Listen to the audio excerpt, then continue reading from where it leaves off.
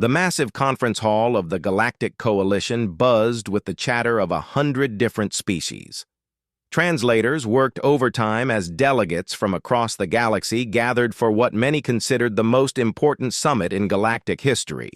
The topic was simple yet terrifying: the mysterious force that had been systematically eliminating criminal organizations, corrupt governments, and slave traders across the Outer Rim territories.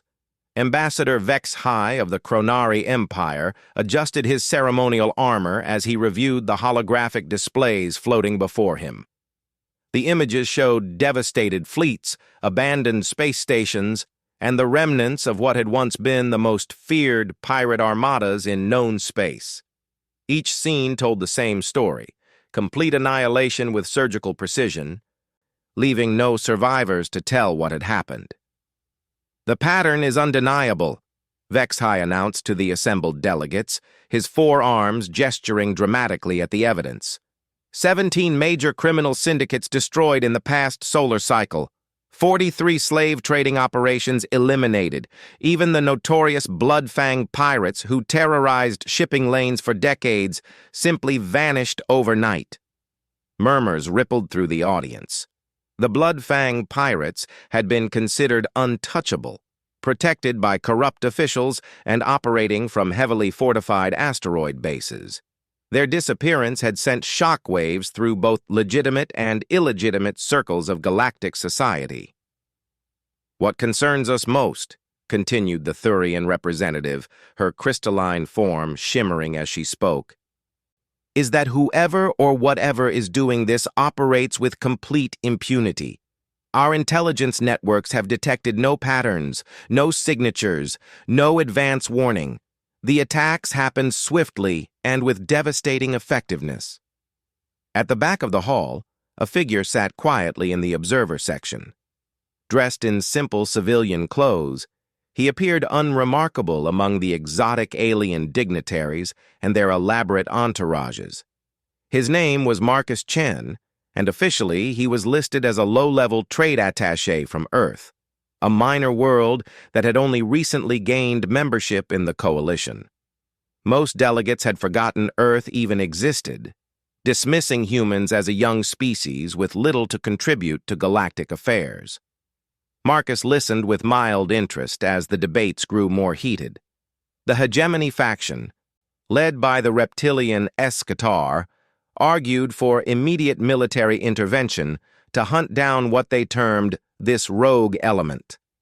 Their concerns, Marcus knew, had less to do with justice and more to do with protecting their own extensive criminal networks that operated under the thin veneer of legitimacy. "We demand action," hissed General Skaveth, his forked tongue flicking out as he spoke. "This unknown force threatens the stability of established trade relationships throughout the Outer Rim. If legitimate businesses cannot operate without fear of sudden destruction, it will collapse the entire economic framework we've spent centuries building." Several delegates nodded in agreement, though Marcus noted with amusement that most of those supporting the motion were from systems notorious for their involvement in the slave trade and other unsavory enterprises. The irony that they were calling for protection from the very force that was eliminating their competitors was not lost on him. Commander Zephylos of the Altarian Defense Force stood next, her blue-scaled features grave. "Our preliminary investigations suggest we're dealing with technology far beyond anything in our current databases. The precision of these strikes indicates advanced weaponry, possibly even experimental quantum disruptors or dimensional warfare capabilities. Whatever force is responsible possesses resources that rival our own military capacity." The Valdorian delegate, a being of pure energy contained within a shimmering field, pulsed with agitation. "The most disturbing aspect is the intelligence gathering required for such operations. Every target eliminated was involved in activities that were carefully hidden from our law enforcement agencies. This suggests infiltration at the highest levels of our governments and military structures." Marcus suppressed a smile at that observation. If only they knew how accurate that assessment was. The intelligence networks that had taken him decades to build were indeed extensive, reaching into every corner of galactic civilization. Information brokers, disgruntled officials, escaped slaves, reformed criminals, all had contributed to the vast database of targets that deserved elimination. The debate continued for hours, with various species proposing different theories about the mysterious force. Some suggested it might be a previously unknown alien race testing galactic defenses. Others theorized about artificial intelligence gone rogue or ancient automated defense systems awakening from dormancy. A few even proposed that it might be the work of a secret coalition black ops program that had exceeded its mandate. During a brief recess, Marcus stepped outside onto one of the station's observation decks. The view of the swirling nebula beyond was spectacular, but his mind was elsewhere. His communication implant vibrated softly, indicating an incoming priority message. He activated the quantum-encrypted channel with a thought. "Status report, Alice," he said quietly, his voice barely above a whisper. The artificial intelligence that had been his companion and tactical coordinator for the past 15 years responded immediately. "Target acquisition complete for the next phase, Marcus. The Vortanian Syndicate's main headquarters has been located, along with their primary slave processing facilities. Intelligence indicates they're planning to move their operations after the Coalition Summit concludes." Marcus nodded slightly. The Vortanians were perhaps the most brutal of the remaining major criminal organizations, specializing in the capture and conditioning of sentient beings for sale as living weapons. Their elimination would free thousands of victims and send a clear message to other would-be slavers. "Timeline for operation?" he asked. "Optimal window opens in 72 hours, assuming current movement patterns hold. However, Marcus, I must note that our activities have not gone completely unnoticed. Several intelligence agencies are beginning to coordinate their investigations. The Coalition is taking this more seriously than anticipated." Marcus glanced back through the transparent aluminum windows at the ongoing debate inside the conference hall. "Let them investigate. By the time they figure out what they're dealing with, the last of the major syndicates will be eliminated." "There's something else," Alice continued. "I've detected unusual activity in several military networks. The Eschatar hegemony appears to be mobilizing significant forces under the guise of anti-piracy operations. Their true intentions may be to protect their own criminal assets." This was expected. The Eschatar had been among the most corrupt members of the Coalition, using their military might to protect crime syndicates that paid them substantial tributes. Their involvement in the slave trade was an open secret, though proving it through official channels had been impossible. "Keep monitoring their movements," Marcus instructed. "If they interfere with our operations, they'll discover that government protection doesn't make them immune to justice." As the recess ended, Marcus returned to his seat and resumed his role as an anonymous observer. The debates had grown more heated in his absence, with several delegations now demanding immediate formation of a joint task force to hunt down the mysterious vigilante force. General Corrin of the United Defense Coalition took the podium, his massive frame intimidating even among a gathering of apex predators and warrior species. "Whatever this force represents," he declared, "it cannot be allowed to continue operating outside galactic law. Today they target criminals and pirates, but who decides what constitutes a legitimate target?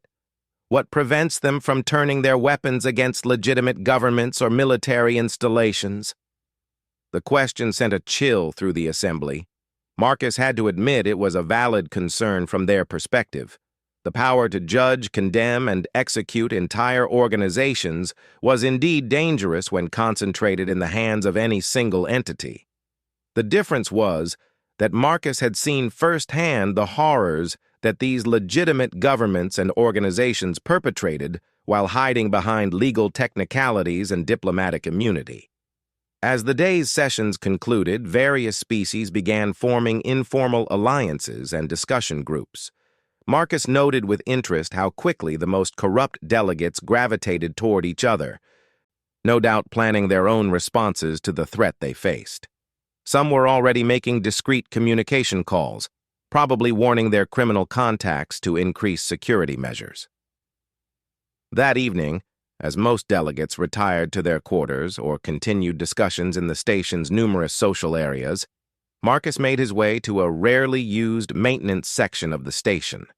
His credentials, carefully crafted over years of preparation, gave him access to areas where few would think to look for anything important.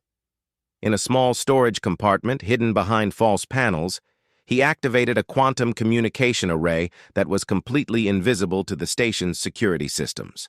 The technology was decades ahead of anything the Coalition possessed, developed during humanity's secret expansion period when they had focused on advancing their capabilities rather than seeking galactic recognition.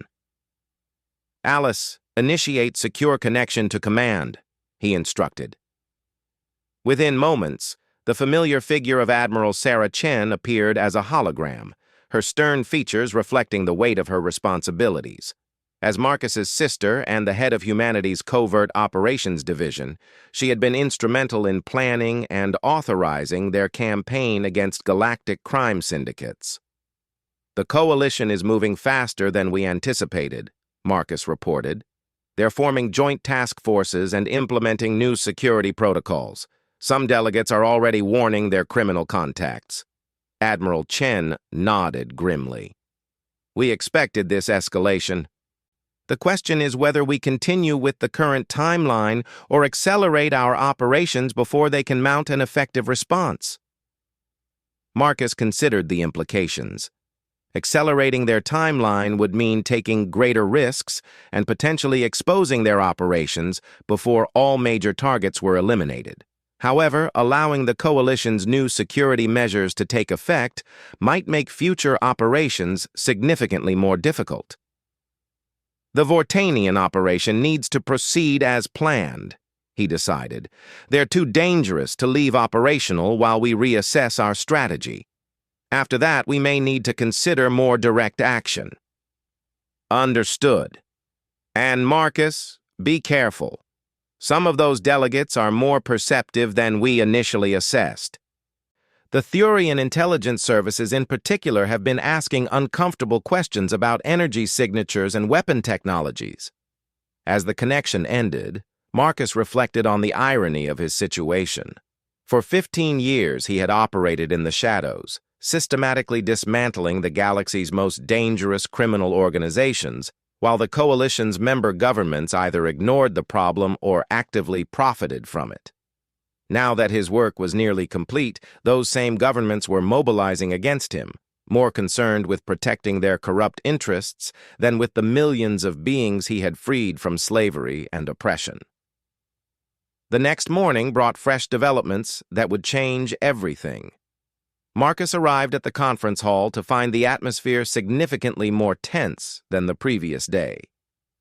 Emergency sessions had been called, and additional security personnel were visible throughout the facility. Ambassador Vex High took the podium with obvious urgency. "Fellow delegates, we have received disturbing intelligence overnight. Our investigation teams have uncovered evidence suggesting that the force responsible for these attacks may not be as mysterious as we initially believed." A holographic display activated, showing data streams and communication intercepts that made Marcus's blood run cold. Somehow, they had managed to trace fragments of his operations back to their source. "Analysis of debris from the attack sites has revealed technological signatures that match no known galactic civilization," Vex High continued. "However, certain elements suggest origins from the Sol system, specifically from Earth." The revelation sent shockwaves through the assembly. Delegates began speaking in urgent whispers, while others activated their personal communication devices to relay this information to their respective governments. Marcus maintained his calm exterior while his mind raced through the implications of this development. "This is preposterous," declared the Centaurian representative. Humans lack the technology and resources for operations of this magnitude. Earth is a minor world with primitive military capabilities. General Corrin stepped forward, his expression grim. Our initial assessment may have been incorrect. Intelligence agencies across the galaxy have been reviewing their files on human activities, and several disturbing patterns have emerged. While Earth appears primitive on the surface, there are indications of significant technological advancement hidden from galactic oversight. Marcus realized that his greatest strength was about to become his greatest vulnerability. Humanity's decision to hide their true capabilities while slowly infiltrating galactic society had worked perfectly for decades. But now that attention was focused on them, the carefully constructed facade was beginning to crumble. The Thurian delegate's crystalline form pulsed with energy as she spoke. We demand immediate investigation of all human activities within Coalition space. If Earth is harboring the force responsible for these attacks, it represents a clear violation of their membership agreements and potentially an act of war against multiple member states.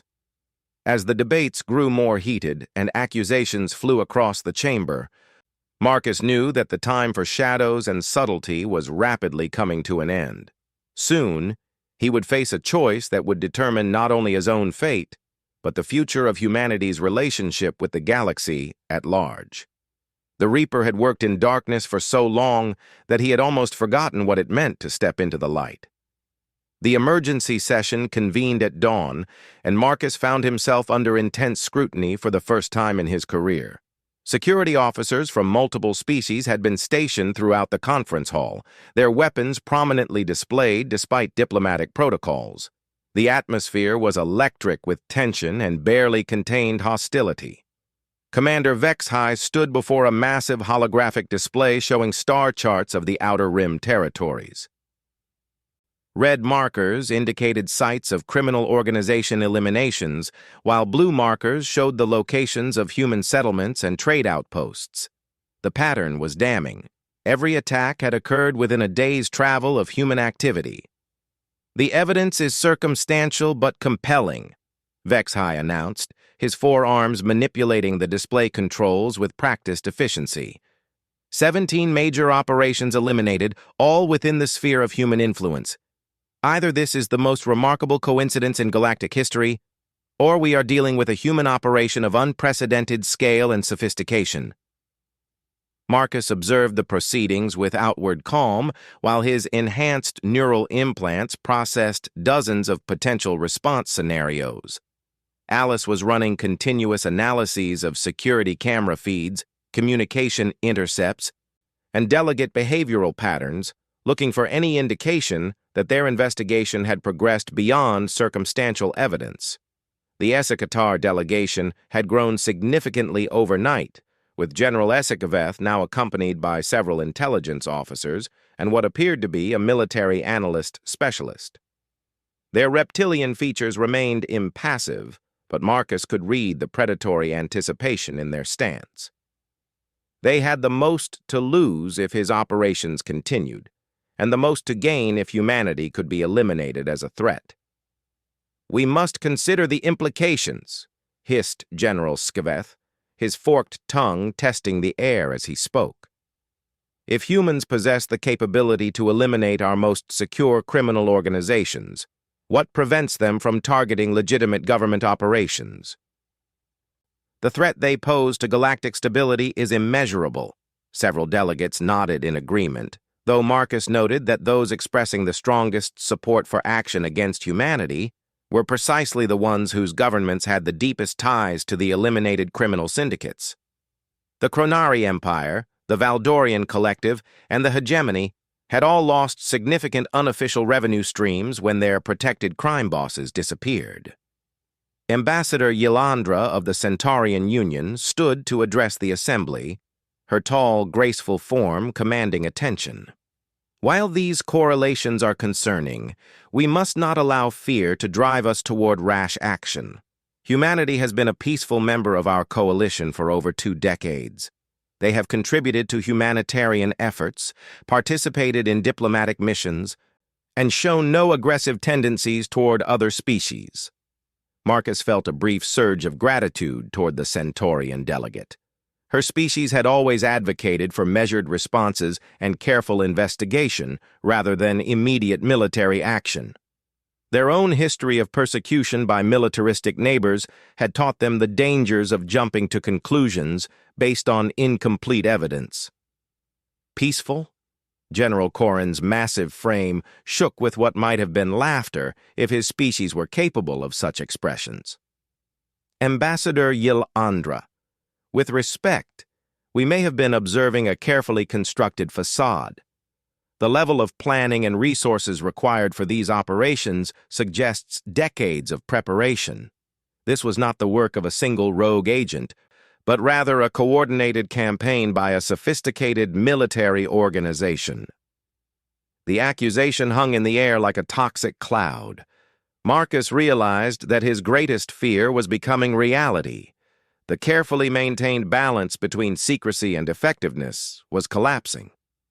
Too much success had drawn too much attention, and now humanity faced the possibility of a galactic coalition united against them. During the midday recess, Marcus retreated to his quarters and activated his emergency communication protocols. Within minutes, Admiral Chen's holographic form materialized in the small cabin, her expression grave. "The situation has escalated beyond our contingency planning," she reported without preamble. "Intelligence indicates that at least 6 coalition member states are mobilizing military assets under various pretexts. The Esikatar hegemony has declared a state of emergency and is recalling their fleets from border patrol duties." Marcus absorbed this information while reviewing his own tactical assessments. "What's our status on the Vortanian operation?" "Still green for execution in 18 hours. The target remains unaware of our surveillance, and their security protocols haven't been enhanced. However, Marcus, we need to consider the possibility that this may be our last covert operation. If we proceed, there's a significant chance of exposure." The weight of command had never felt heavier. Marcus had spent 15 years eliminating the galaxy's most dangerous criminals while carefully protecting humanity's secret. But the Vortanian Syndicate represented perhaps the most evil organization still operating. Their slave conditioning programs had destroyed the minds and souls of countless innocents, turning them into living weapons devoid of free will. "We proceed as planned," he decided. "The Vortanians can't be allowed to continue their operations while we debate political ramifications. If we're discovered, so be it. The mission was always more important than the secrecy." Admiral Chen's expression reflected both pride and concern. "Understood. Marcus, there's something else. Our deep cover agents in several governments have reported unusual activity. The Thurian intelligence services have been accessing historical databases, looking for any evidence of human technological advancement beyond what we've publicly revealed. This development was particularly concerning. The Thurians possessed some of the most sophisticated analytical capabilities in the galaxy, and their crystalline minds could process vast amounts of data in parallel. If anyone could piece together the truth about humanity's hidden capabilities, it would be them. How much time do we have before they complete their analysis? Unknown, but probably measured in days rather than weeks. Marcus, Command is prepared to authorize full revelation if necessary. We've always known this day might come. The possibility of revealing humanity's true capabilities to the galaxy was both terrifying and liberating. For decades, they had hidden their advancement behind a facade of primitiveness while secretly developing technologies that surpassed most coalition members. The decision to work in shadows had protected Earth from potential invasions or preemptive strikes, but it had also prevented them from taking their rightful place among the galaxy's major powers. That evening, as delegates gathered for what had become an increasingly hostile series of debates, Marcus noticed significant changes in the security arrangements. Weapon scanners had been installed at all entrances, additional guards patrolled the corridors, and several delegates now traveled with obvious bodyguard details.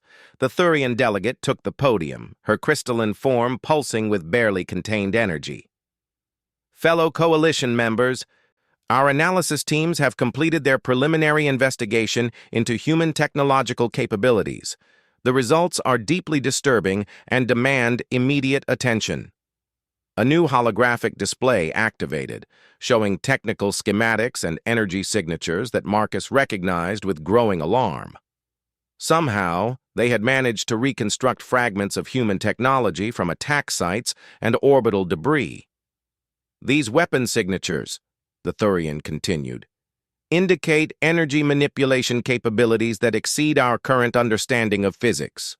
The precision and power levels demonstrated in these attacks require technology at least 50 years more advanced than anything in our current databases. Murmurs of shock and concern rippled through the assembly. Marcus maintained his composure while internally cursing the oversight that had allowed such evidence to remain. Their cleanup protocols would need significant revision if they survived the current crisis. Furthermore, the crystalline being's voice took on an ominous tone. Our analysis of human settlements and trade routes reveals a pattern of strategic positioning that suggests long-term military planning.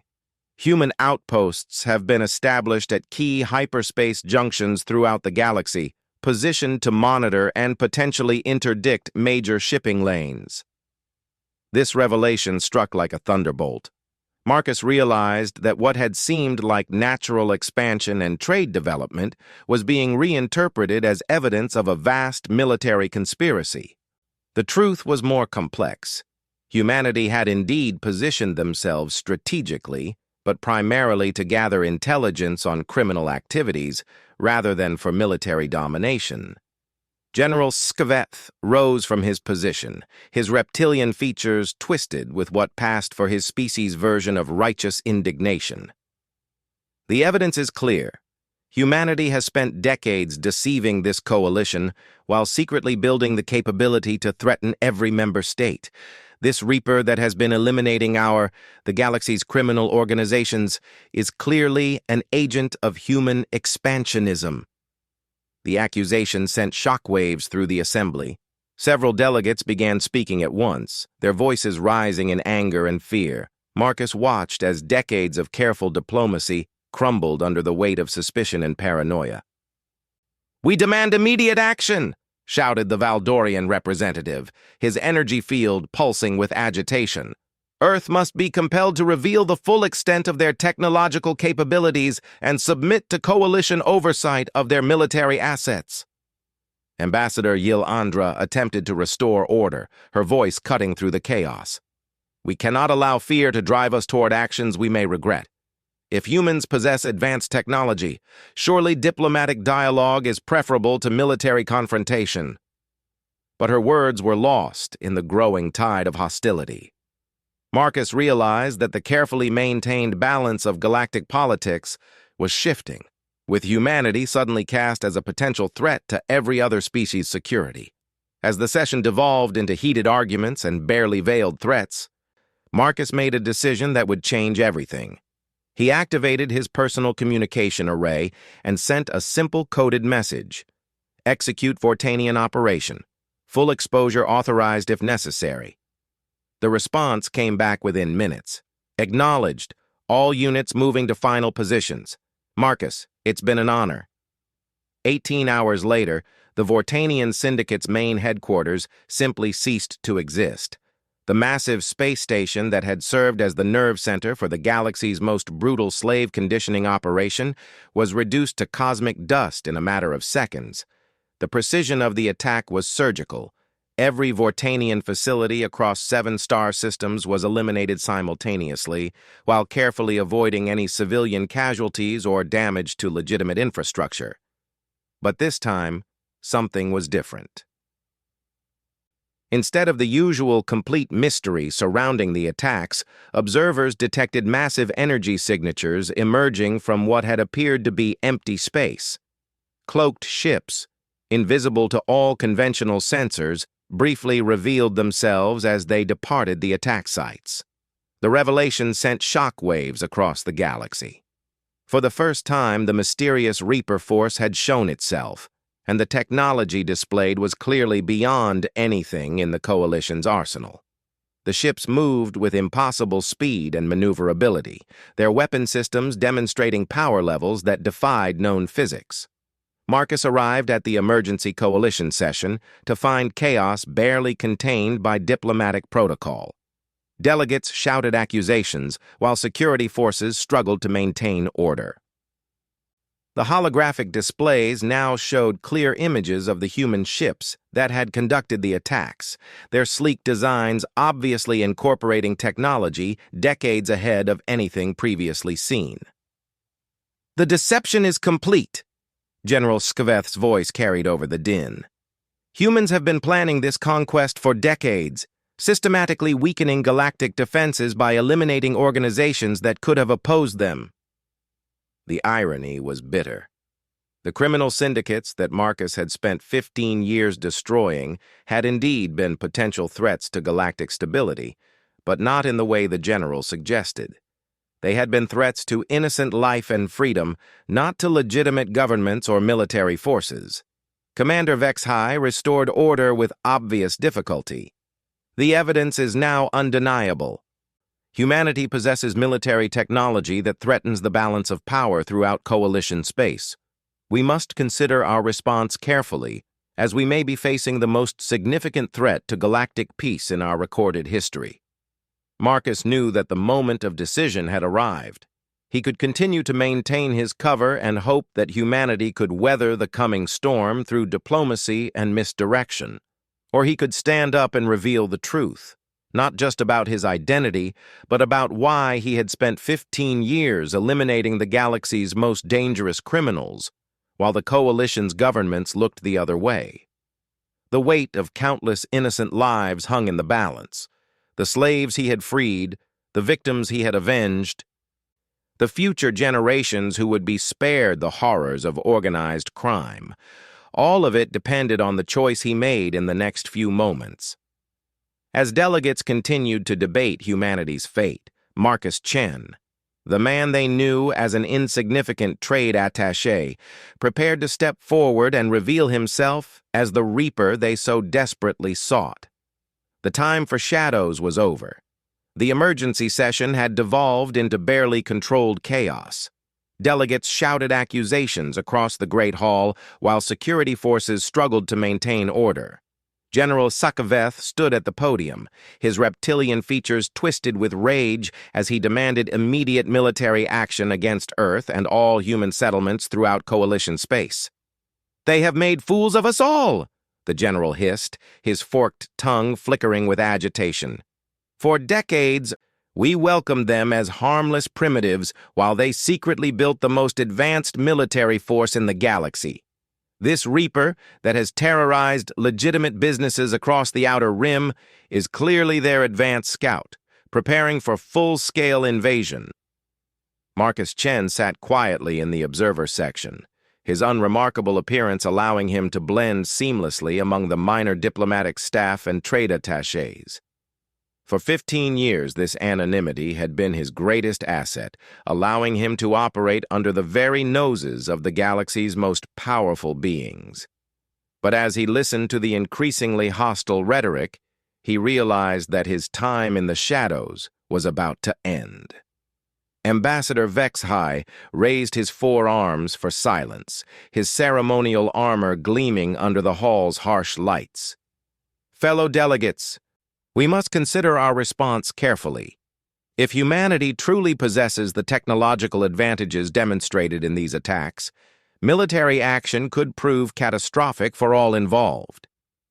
"Catastrophic for whom?" demanded the Valdorian representative, his energy field pulsing with barely contained fury. "They have already demonstrated their willingness to eliminate entire organizations without warning or negotiation. How long before they decide that our governments pose similar threats to their expansion plans?" Marcus felt a bitter irony at the alien's words. The organizations he had eliminated were not legitimate businesses, as the delegates claimed, but the most brutal criminal syndicates in galactic history. The Bloodfang pirates had enslaved entire colonies. The Vortanian Syndicate had specialized in breaking the minds of sentient beings to create living weapons. The Chronari crime families had operated torture facilities that would have horrified even the most hardened military veterans. Yet here sat representatives of governments that had not only allowed these atrocities to continue, but had actively profited from them through bribes, protection schemes, and unofficial tax arrangements. The same delegates now demanding justice for eliminated criminals had turned blind eyes to the suffering of millions of innocent victims. Commander Yilandra of the Centaurian Union attempted to restore some semblance of diplomatic order. We must not allow fear to drive us toward actions we may regret for generations. If humans have hidden their true capabilities, surely there were reasons. Perhaps they feared the same kind of persecution that drove my own people to the brink of extinction 3 centuries ago. Her words sparked a fresh wave of angry responses. The Thurian delegate's crystalline form pulsed with indignation. The Centaurian situation was entirely different. Humanity has actively deceived this coalition while building military capabilities that threaten every member state. Their actions constitute the most elaborate act of espionage and preparation for war in our recorded history. Marcus activated his neural implants and established a secure connection with Alice, his artificial intelligence partner. Through quantum-encrypted channels, he could monitor the broader situation developing across the galaxy. "Status report," he subvocalized. The words transmitted directly through his nervous system without any external sign of communication. "The situation is escalating rapidly, Marcus," Alice responded. 14 member states have quietly mobilized military assets under various pretexts. The SS Qatar hegemony has declared a state of emergency and is moving 3 battle fleets toward human space. Intelligence indicates they're planning a preemptive strike within 48 hours. The news confirmed Marcus's worst fears. The galaxy was sliding toward a war that could devastate human civilization and potentially claim billions of innocent lives. All because he had been too effective in his mission to eliminate criminal organizations that the coalition's governments should have dealt with themselves decades ago. "What about the rescued populations?" he asked, thinking of the thousands of former slaves and trafficking victims who had been relocated to safe havens throughout human space. "Security protocols are in effect. All refugee settlements have been moved to classified locations, and their identities have been scrubbed from official databases. However, Marcus, if this escalates to full-scale war, our ability to protect them may be compromised." This possibility struck Marcus like a physical blow. The beings he had rescued from slavery, torture, and worse faced the possibility of being caught in the crossfire of a conflict they had no part in creating. Many were still recovering from years of trauma and abuse, finding hope for the first time in their lives in human-protected settlements.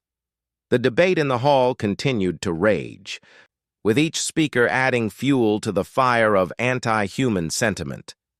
Marcus realized with growing alarm that diplomatic solutions were rapidly becoming impossible. Too many delegates had too much invested in the criminal organizations he had eliminated, and admitting the truth would expose their own corruption. General Karan took the podium, his massive frame intimidating even among a gathering of apex predators. "The time for debate has passed. We have clear evidence of human deception and military buildup. We have witnessed their willingness to eliminate targets without negotiation or warning. We must act before they decide that our governments pose similar threats to their expansion." "What exactly are you proposing?" asked Ambassador Yilandra, though her tone suggested she already knew and dreaded the answer. "Joint military action to neutralize the human threat before it can fully manifest," Corin replied without hesitation.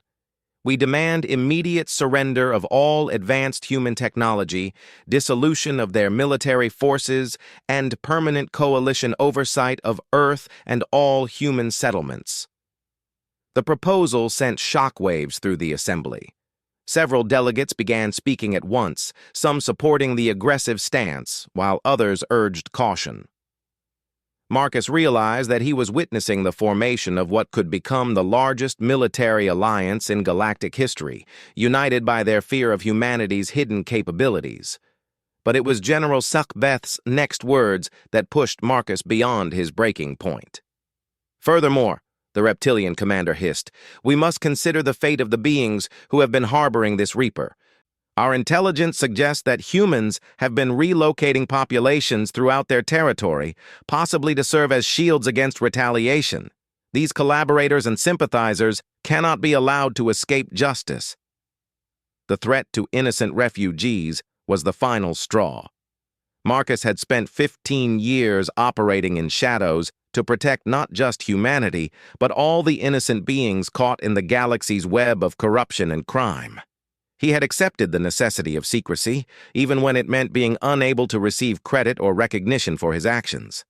But he would not allow the victims he had rescued to become casualties of a war started by the very criminals he had eliminated. Marcus stood slowly, his movement barely noticeable among the chaos of the debate. But as he walked toward the speaking platform, something in his bearing began to change. Gone was the slouching posture of an unimportant bureaucrat. His stride became purposeful, confident, and somehow threatening despite his unremarkable appearance. Security guards moved to intercept him. Unauthorized individuals were not permitted to address the assembly. But Marcus simply looked at them, and something in his eyes made the trained warriors step aside without fully understanding why. There was a presence about him now, an aura of competence and controlled danger that had been carefully hidden for 15 years. "Honorable delegates," Marcus said, his voice cutting through the noise with unexpected authority. The hall gradually fell silent as beings who had been shouting moments before found themselves inexplicably compelled to listen. "I believe I can provide some clarity to your discussions." Ambassador Vexhai sputtered in confusion. "Security! This individual is not authorized to address this assembly. Remove him immediately." But Marcus was already activating systems that had been dormant throughout his years of careful observation. His civilian clothing dissolved as advanced nanites reconfigured into combat armor that gleamed with the distinctive blue-silver finish of human military technology. Weapon systems emerged from concealed storage points, while his neural implants fully synchronized with tactical networks that spanned the galaxy. The transformation took less than 5 seconds, but it changed everything. Where a moment before had stood an unremarkable human trade attaché, now stood a figure that radiated competence and barely contained lethality. His armor incorporated technology that most species couldn't even comprehend, while his weapons represented advances in energy manipulation that defied conventional physics. "Allow me to introduce myself properly," Marcus said, his voice now amplified by systems that ensured every being in the hall could hear him clearly.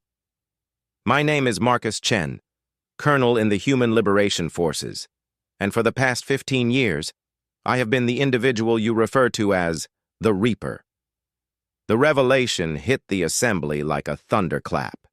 Delegates who had been demanding military action against humanity suddenly found themselves face to face with the very force they feared. Security guards reached for weapons, then hesitated as they realized that their standard equipment would be utterly useless against the technology now displayed before them.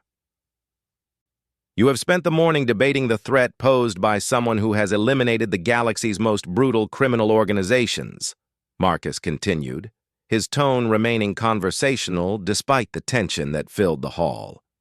"You have called for war against the very species that has been cleaning up the mess your governments were too corrupt or too cowardly to address yourselves." General Skaveth recovered first, his military training overriding his shock. "Seize him! This confession proves everything we have suspected. He is an agent of human aggression." But as security forces moved forward, Marcus simply raised one armored hand. Instantly, every weapon in the hall, from ceremonial swords to advanced energy rifles, powered down completely. The technology behind the effect was incomprehensible to most present. But the message was clear. He could neutralize their defenses without even trying. "Before you make any rash decisions," Marcus said calmly, "perhaps you should understand exactly who and what you have been protecting all these years."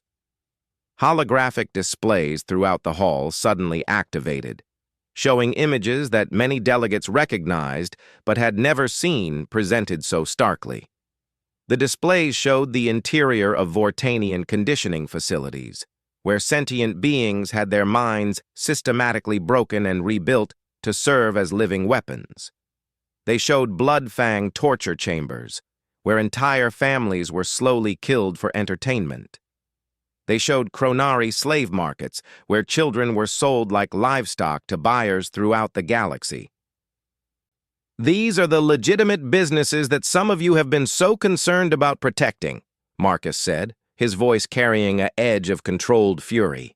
"These are the organizations that your governments have allowed to operate through willful blindness, corruption, and cowardice." The images continued, showing rescue operations that had freed thousands of victims from unimaginable horror, former slaves who had been restored to health and freedom, children who had been saved from lives of abuse and degradation, entire populations that had been liberated from criminal control and given the chance to rebuild their lives. "Every organization I eliminated was given multiple opportunities to cease their criminal activities and release their victims," Marcus continued. "Every target was carefully verified to ensure they posed genuine threats to innocent life. Every operation was conducted with precision to minimize collateral damage to uninvolved parties." Ambassador Yilandra stared at the displays in horror, her graceful features pale with shock. "The reports we received indicated these were isolated incidents, aberrant behavior by rogue elements." Marcus's laugh held no humor. "Isolated incidents. The Vortanian Syndicate alone was processing over 10,000 sentient beings per year through their conditioning facilities. The Bloodfang pirates had enslaved entire star systems. These were not rogue elements. They were core components of a galaxy-spanning network of organized crime that operated with the implicit approval of your governments." The accusation struck home with devastating effect. Several delegates looked away from the displays, unable to face the evidence of atrocities they had allowed to continue through their inaction. Others began reviewing their own records, perhaps for the first time truly understanding the scope of the criminal activities that had flourished under their watch. "You speak of justice," General Corrin said, his massive frame trembling with rage. "But you had no authority to act as judge and executioner. These matters should have been handled through proper legal channels." Marcus turned his attention to the general, and something in his expression made the huge warrior take an involuntary step backward. "Legal channels? General, your own government's investigation bureau received detailed evidence about Bloodfang operations 17 times over the past decade. Each report was buried or dismissed. Your intelligence services actively warned criminal organizations when coalition enforcement was planning raids." The revelation sent shockwaves through the assembly. Marcus activated his tactical displays, showing financial records that detailed payments from criminal organizations to government officials throughout coalition space. The scope of the corruption was staggering, involving thousands of officials across dozens of member states.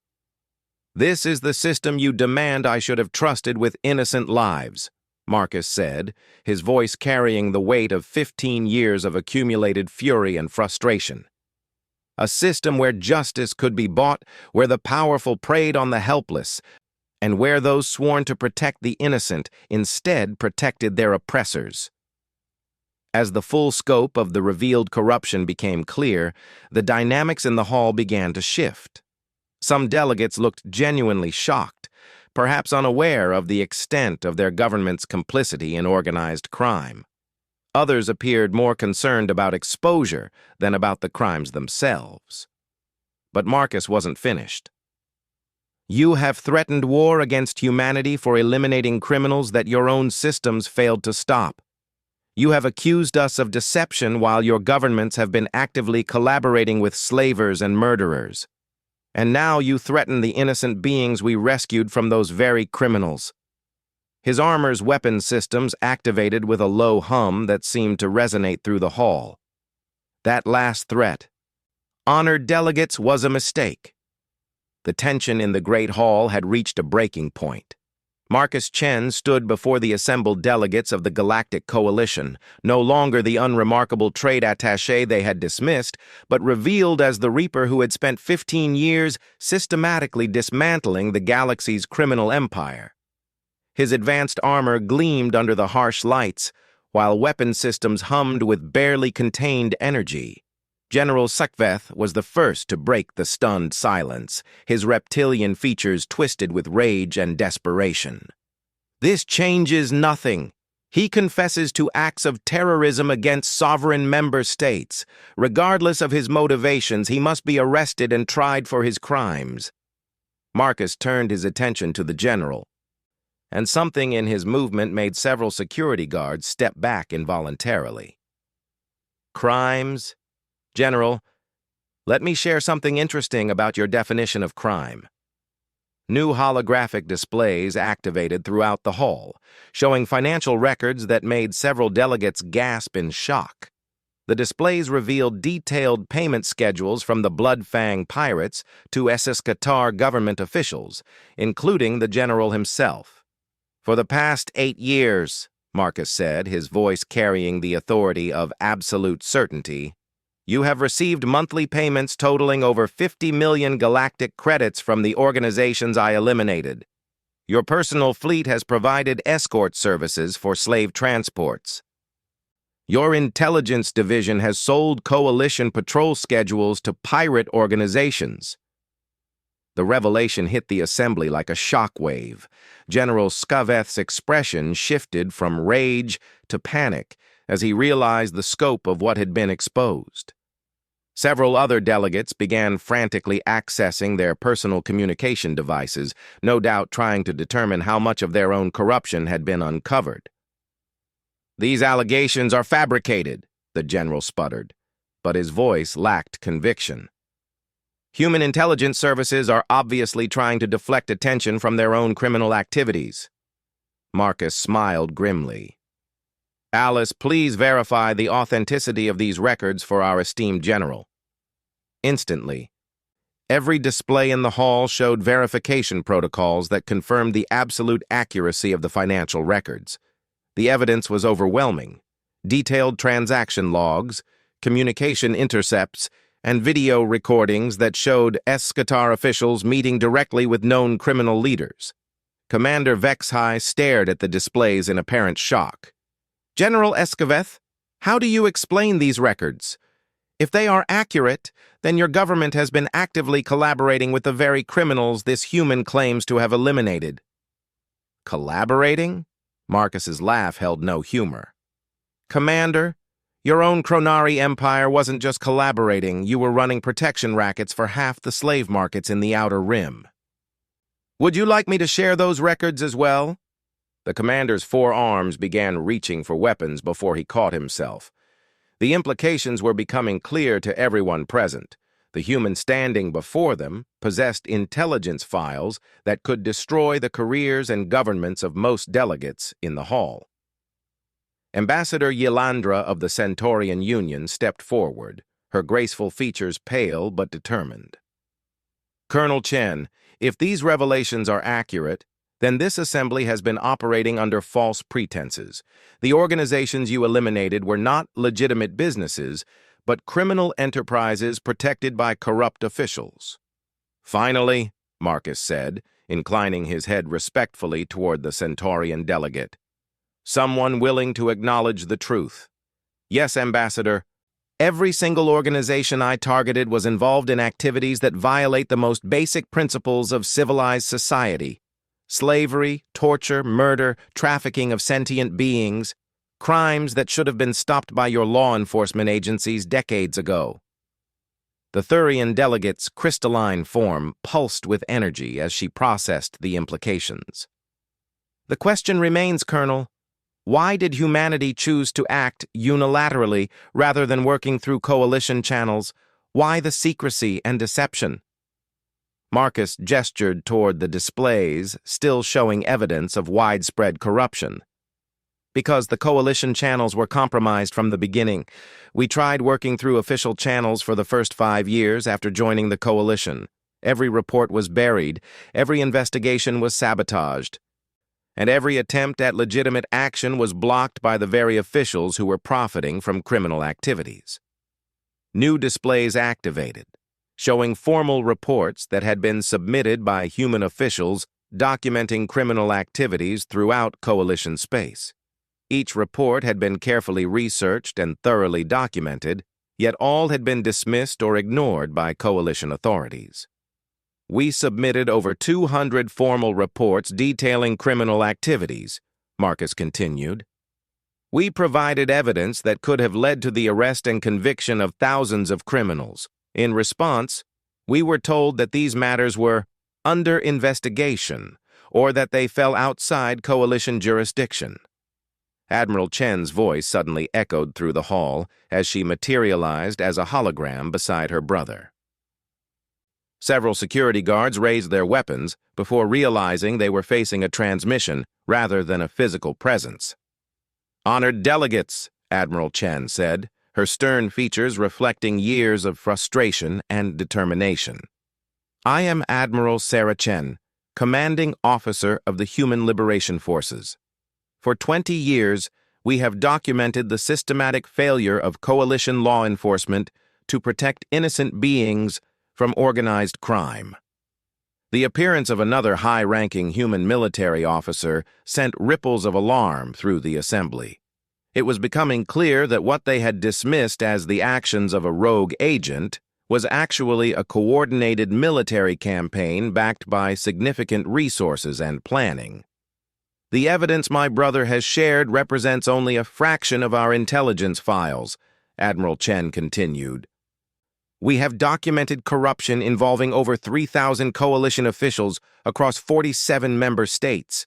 We have records of criminal payments totaling over 2 trillion galactic credits. We have evidence of atrocities that would horrify any civilized being." General Karan's massive frame trembled with rage.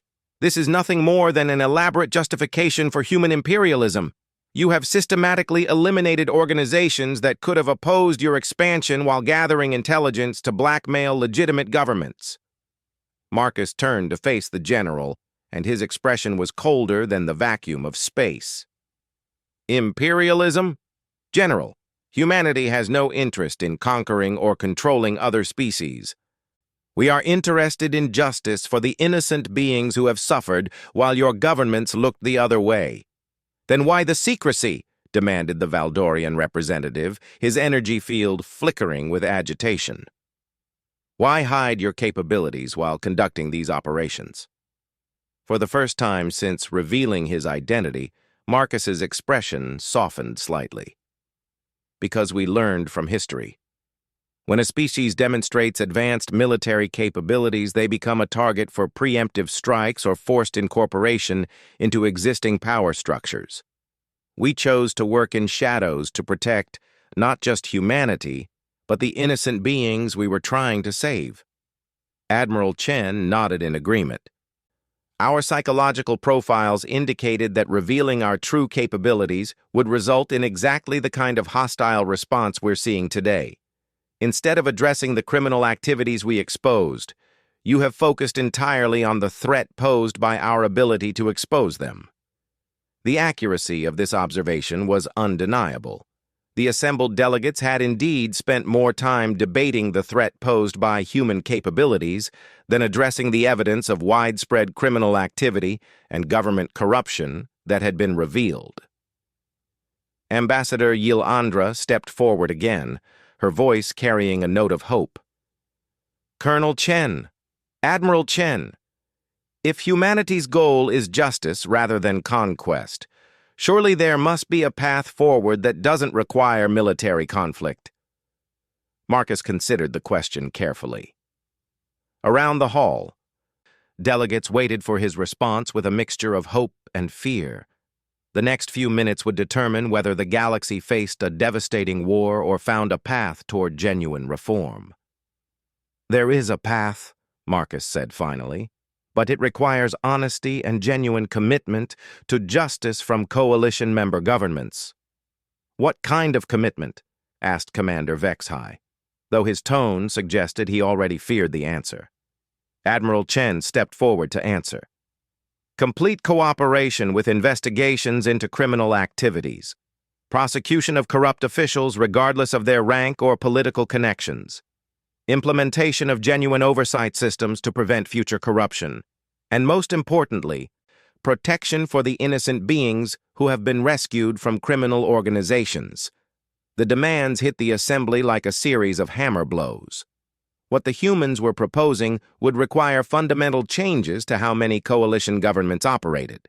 Corrupt officials would face prosecution, illegal revenue streams would be eliminated, and systems of accountability would be implemented. "These demands are unreasonable," protested General Skveth, though his voice lacked its earlier conviction. "You cannot expect sovereign governments to reorganize their entire systems based on human ultimatums." Marcus's weapon systems powered up with an ominous hum. "General, you seem to misunderstand the situation. These are not ultimatums or demands. These are the minimum requirements for peaceful coexistence with humanity." The implication was clear. Failure to implement reforms would result in continued human operations against criminal organizations, regardless of their government protection. And now that humanity's capabilities had been revealed, those operations would likely be even more effective. "What about the threat of military action against human space?" asked the Thurian delegate. "Several member states have already mobilized their fleets." Admiral Chen's expression grew grim. "Any attack on human territory or populations will be met with overwhelming force. We have spent decades preparing for this possibility, and our defensive capabilities far exceed what has been demonstrated in criminal elimination operations." Marcus nodded in agreement. "The choice is simple. Work with us to eliminate the corruption and criminal activities that have plagued this galaxy for centuries, or face the consequences of protecting those who prey on the innocent." For several minutes, the hall remained silent as delegates contemplated the implications of what they had heard. Many were clearly calculating the political and financial costs of implementing the reforms humanity demanded. Others seemed genuinely horrified by the evidence of corruption that had been revealed. Finally, Ambassador Yil Andra spoke again. "Colonel Chen, speaking for the Centaurian Union, we are prepared to cooperate fully with investigations and reforms. The evidence you have presented demands nothing less than a complete restructuring of how we address criminal activities." One by one, other delegates began voicing their support for cooperation. Some seemed genuinely committed to reform, while others were clearly calculating that cooperation was preferable to the alternative. But the momentum was building toward acceptance of humanity's terms. General Skveth remained defiant to the end. "The Iskatar hegemony will never submit to human dictates. We will fight before we allow our sovereignty to be compromised." Marcus turned to face the general one final time. "General, your government's sovereignty was already compromised the moment you began taking payments from slave traders and murderers. The difference is that now you face accountability for those choices."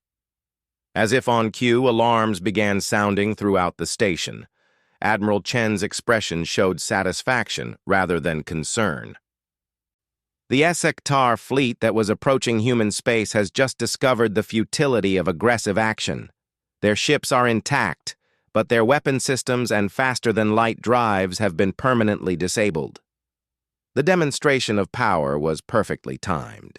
Without any detectable human ships in the area, an entire battle fleet had been neutralized in minutes. The message was clear. Humanity possessed capabilities that made military action against them not just futile, but potentially suicidal. Over the following hours, the dynamics in the hall shifted completely. What had begun as a coalition united against human threats became a scramble to negotiate cooperation agreements and avoid the fate that had befallen criminal organizations. Delegates who had demanded war in the morning were offering alliance treaties by evening. Marcus finally powered down his weapon systems as it became clear that the immediate crisis had passed. The Reaper has stood in the light, honored delegates. The question now is whether the galaxy chooses to join us in building a more just future or continues to protect those who profit from others' suffering. The answer, as it turned out, was perhaps humanity's greatest victory of all, not achieved through military might, but through the moral authority that came from 15 years of fighting for justice when no one else would. The galaxy would never be the same, and for the first time in centuries, that was cause for hope rather than fear.